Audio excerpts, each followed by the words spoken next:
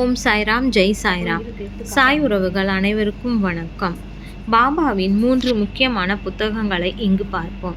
தாஸ்கன் மகாராஜ் அவர்கள் இவர் ஸ்ரீ சாய்நாத சவண மஞ்சுரி என்ற புத்தகத்தை இயற்றியுள்ளார். சாய்நாத சவண மஞ்சுரி புத்தகம் 164 ஸ்லோகங்களை உள்ளடக்கிய புத்தகம்.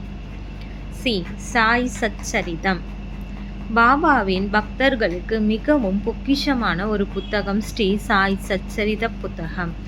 இந்த புத்தகத்தை ஹேமத் பந்த் என்பவர் எழுதியுள்ளார். இது ஹேமத் பந்த் அவர்களின் புகைப்படம். இந்த சிறிய புத்தகம் ஆரத்தி பாடல்கள் நிறைந்த புத்தகம்.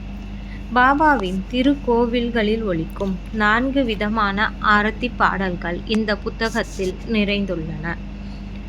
ஸ்ரீ சாய்நாத சவண மஞ்சரி 1918 செப்டம்பர் 9 எழுதி முடிக்கப்பட்டது.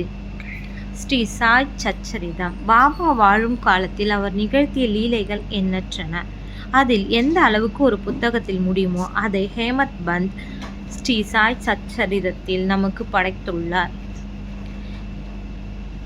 ஆரத்தி பாடல்கள் 4 வேளை ஆரத்தி பாடல்களும் மிகவும் அருமையாக இருக்கும்.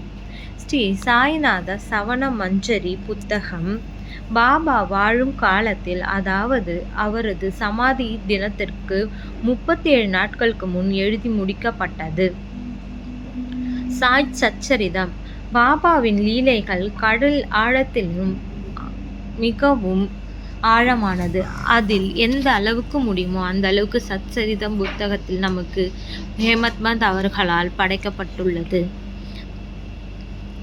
ஓம் சாய்ராம், ஜெய் சாய்ராம். சாய் உறவுகள் அனைவருக்கும் வணக்கம், நன்றி.